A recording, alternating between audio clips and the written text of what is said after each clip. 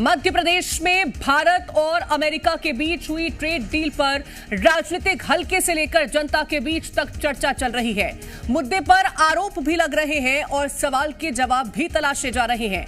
अपना फर्ज निभाते हुए विपक्ष ट्रेड डील को लेकर आरोप लगा रहा है कि जिस तरह से ट्रंप लगातार भारत पर दबाव बनाते हैं, ऐसे में इस डील को लेकर के संशय खड़े हो रहे हैं। सरकार सच बताए कि किन शर्तों के साथ ट्रेड डील हुई है। दूसरी तरफ आम जनता में उत्सुकता जागी है कि इस डील से राजनीतिक फायदा तो लिया जाएगा, पर उनके जेब खर्च पर इसका क्या असर पड़ेगा, किन सेक्टर्स पर फर्क आएगा और कब तक आएगा। साथ ही एक बड़ा सवाल, शेयर मार्केट पर असर कैसा रहेगा। इन मुद्दों पर करेंगे चर्चा एक्सपर्ट्स के साथ। पहले देखिए रिपोर्ट।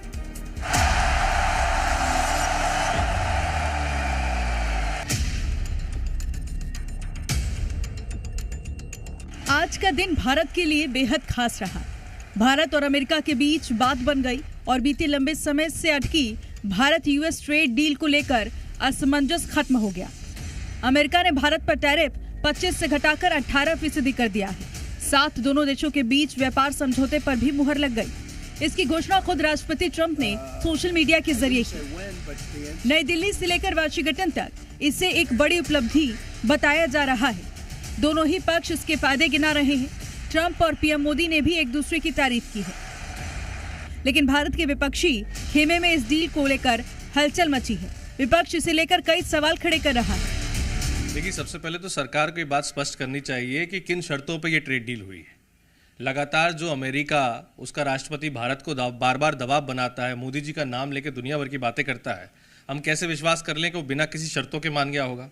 और जब सारी लड़ाई ही किसानों के मामले की थी और किसानों ने इसका विरोध किया था, फ्री ट्रेड एग्रीमेंट का, उधर उनकी मंत्री ट्वीट कर रही हैं कि भारत जैसा बड़ा बाजार खुल गया है किसानों के लिए, अमेरिका के किसानों के लिए। तो अब सरकार को बताना चाहिए कि हमारे कौन से किसानों के ऐसे निहितार्थ स्वार्थ हैं जो सिद्ध हो रहे हैं, या उनके किसानों के स्वार्थ सिद्ध हो रहे हैं। और वो दूध जिसकी बात सबसे पहले उठी थी, वहाँ की जो गाय है वो कैटल फीड में जैसे पेडिग्री होता है, ऐसे उसमें मांस मिला रहता है। तो क्या अमेरिका से मांस मिला हुआ दूध आएगा क्या?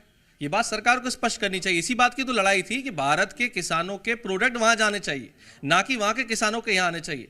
मध्य प्रदेश और देश के किसानों को सशक्त करने के लिए इसमें क्या है। दूसरा, आपने अभी थोड़े दिन पहले ये कहा था कि हम यूरोपियन ट्रेड डील इसलिए कर रहे हैं ताकि अमेरिका का दबाव कम हो जाए।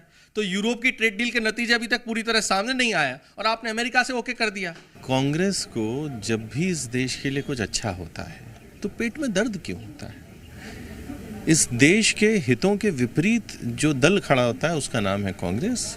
हर भारतवासी के लिए और अमेरिका वासी के लिए ये आज आनंद का विषय है कि दोनों जो इस विश्व के सबसे बड़े लोकतंत्रों में से हैं, उन दोनों के बीच एक बहुत बेहतर ट्रेड डील हुई है। भारत के लिए 50% से लेके 18% पे टैरिफ आना, माननीय मोदी जी और आदरणीय ट्रंप जी दोनों के लिए हम धन्यवाद अर्पित करते हैं। इससे दोनों देशों के व्यापार बढ़ेंगे, एक्सपोर्ट्स बढ़ेंगे, इंपोर्ट्स बढ़ेंगे और दोनों देशों में बेहतरी का माहौल होगा।